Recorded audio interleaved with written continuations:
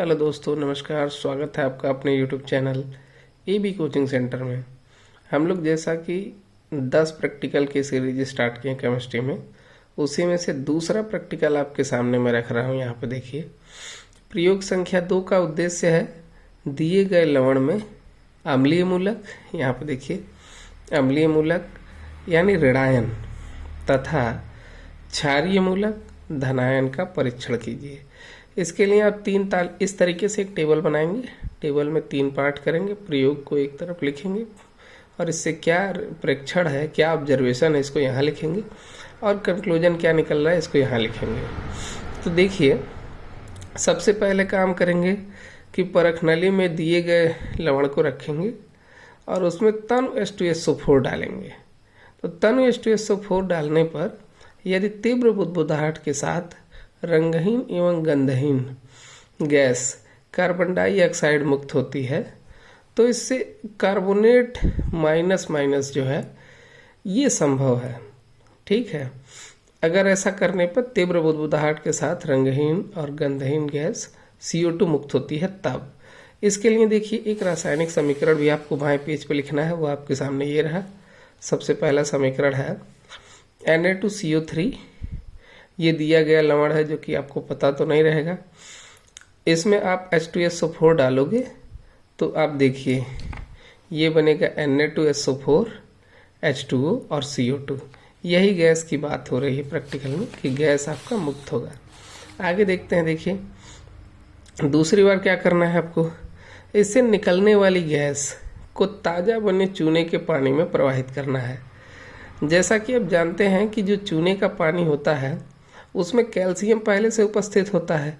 तो जैसे ही चूने के पानी कैल्शियम में CO2 जाएगा, ये कार्बन डाइऑक्साइड, वैसे ही वो रिएक्ट करके CaCO3 बना लेगा, कैल्शियम कार्बोनेट, और चूने का पानी जो होगा वो सफ़ेद रंग का हो जाएगा। ठीक है, जिससे ये स्पष्ट हो जाएगा कि इसमें कार्बोनेट माइनस आयन निश्चित है। ये कंफर्म कर देता है कि भाई CO3 माइनस प्रेजेंट है। इसके संदर्भ में देखिए, रासायनिक समीकरण यहाँ पे लिखा गया है।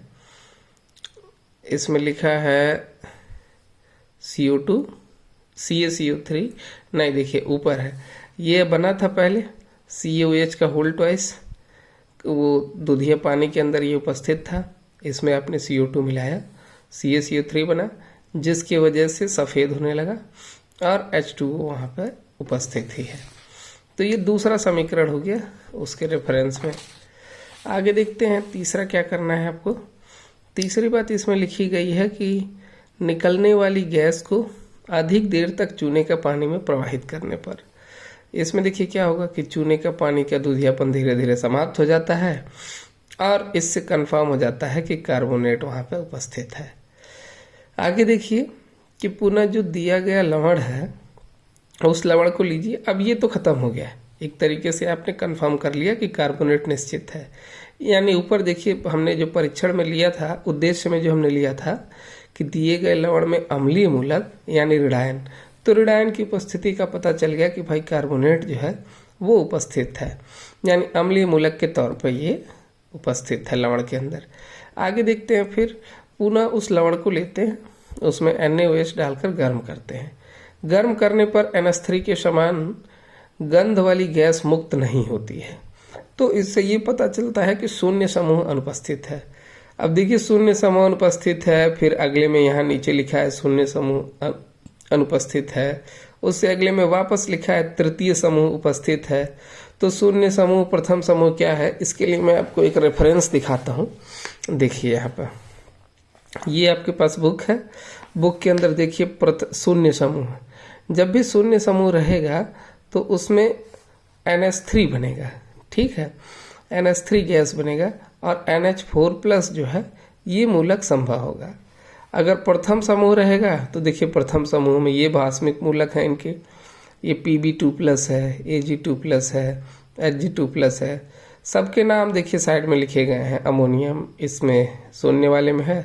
अब प्रथम वाले में आपके समक्ष लिखा हुआ है ये प्लबमस, सिल्वर, मर्क्यूरस। ठीक है, ऐसे द्वितीय समूह में देखिए, द्वितीय समूह में ये है Hg++ मर्क्यूरिक अम्ल, फिर Pb पे 4+ है। तो ये यहाँ से यहाँ तक जो कॉपर प्लस क्यूप्रिक है Cu2+, और फिर उसके नीचे Sn3+ स्टैनिक जो है, यहाँ तक द्वितीय समूह है। ठीक है, ये शून्य समूह, ये आपका 3 प्रथम समूह में, और ये इतने द्वितीय समूह में आ गए। तृतीय समूह में अगर आप देखें तो Fe पे 3+ है फेरिक, ठीक है, और एल्यूमिनियम है, एल्यूमिनियम पे 3+ और Cr पे 3+। तो आगे देखते हैं, अब अपने प्रैक्टिकल की तरफ चलते हैं। हम लोगों को शून्य समूह नहीं मिला लवण के अंदर, ऐसे ही प्रथम समूह भी नहीं मिलेगा, द्वितीय समूह भी नहीं है, तृतीय समूह उसमें उपस्थित है। तो ये परीक्षण करने के दौरान पता चल रहा है। ठीक है, देखते हैं आगे प्रैक्टिकल की तरफ। देखिए यहाँ पर वापस आते हैं हम लोग। यहाँ पर थे कि लवण में NaOH डालकर गर्म किया तो NH3 के समान गंध वाली गैस मुक्त नहीं होती है। तो यहाँ पर शून्य समूह अनुपस्थित हो गया। ठीक है, आगे देखिए, उसी लवण का मूल विलयन लीजिए और उसमें तन HCl प्रवाहित कीजिए। इसमें वापस यहाँ भी NH3 लिखना था, गलती से लिखा नहीं, अभी मैं लिख दूंगा। NH3 के समान गैस वाली गंध वाली गैस मुक्त नहीं होती है। आगे देखिए, यहाँ पे भी इससे कंफर्म हो जाता है कि भाई शून्य समूह उपस्थित नहीं है। आगे आप क्या करेंगे कि H2S रहित विलयन में सांद्र HNO3 की 2 से 4 बूंदें मिलाकर उबालने के पश्चात ठोर NH4CO मिलाकर गर्म कर फिर ठंडे विलयन में NaOH विलयन अधिक मात्रा मिलाने पर, जब ऐसा मिलाएंगे ना तो सफ़ेद जिलेटिनी अवक्षेप प्राप्त होगा। ठीक है, परख नली के अंदर आपको देखने को मिल जाएगा, सफ़ेद कलर का जिलेटिनी अवक्षेप प्राप्त होगा, जिससे ये कंफर्म होता है कि तृतीय समूह उपस्थित है। और अभी आपको पीछे कॉपी में मैं दिखाया था कि तृतीय समूह में एल्यूमिनियम 3+ हो सकता है ना। तो ये अभी संभावना व्यक्त की जा रही है कि एल्यूमिनियम 3+ होगा। और इन दोनों से संबंधित जो आपके केमिकल रिएक्शंस हैं वो यहाँ पे लिखे हैं। एक सेकेंड देखिए, क्लियरिटी नहीं आ रही है अभी थोड़ी सी। देखिए इसमें लिखा है AlOH का होल थ्राइस, फिर 3HCl। ठीक है, तो ये यहाँ पे लिया गया था, ये इसमें दिखा कि भाई NH4 उपस्थित नहीं था, और यहाँ पे एल्यूमिनियम OH का होल थ्राइस प्लस 3HCl, फिर AlCl3 और 3H2। ठीक, तो इनके देखिए इसमें 7 हैं, टोटल 7 ऑब्जर्वेशन हैं, और 7 की केमिकल रिएक्शन ये एक एक करके दिए हुए हैं क्लियर। ठीक है, तो एक साइड तो ये लिखना है आपको, एक तरफ ये वाला पेज और दूसरी तरफ ये केमिकल रिएक्शन वाले पेज को लिखना है आपको, इस पेज को लिखना है। ठीक है, इधर करके। अब चूंकि मेरी तो फाइल है नहीं, आप लोगों को बनानी है। आगे देखते हैं, यहाँ पे कंफर्म हो रहा है कि एल्यूमिनियम आपका उपस्थित हो सकता है।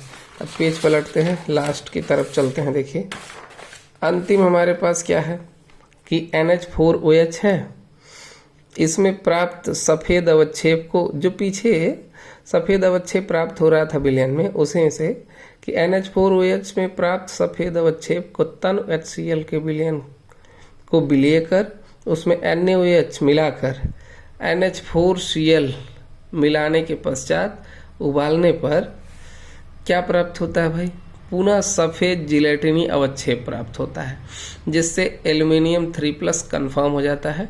ये Al पर 3+ है, ये निश्चित हो जाता है कि भाई ये क्षारीय मूलक यहाँ पर उपस्थित है। ठीक, अब आप रिजल्ट में लिख देंगे कि दिए गए लवण में अम्लीय मूलक के रूप में Cu3 पर 2- तथा क्षारीय मूलक के रूप में एल्यूमिनियम 3+ उपस्थित है। ठीक, तो ये तो हमारा दूसरा प्रैक्टिकल था जिसके रासायनिक समीकरण ये हैं, ये कंप्लीट हुआ।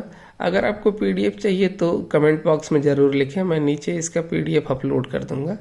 आप लोग इसको फाइल में एज इट इज़ लिख लीजिए, और लिखने के बाद एक चीज़ कंफर्म कर लीजिएगा कि क्या अम्लीय मूलक है, क्या क्षारीय मूलक है, और रासायनिक समीकरण कैसे हो रहे हैं। अगर इसके संदर्भ में कुछ और पूछना हो तो आप डिस्क्रिप्शन कह रहे हैं वीडियो में नीचे कमेंट बॉक्स में ज़रूर लिखिए। वीडियो पसंद आए तो लाइक और शेयर भी करें। धन्यवाद। चैनल को सब्सक्राइब करें।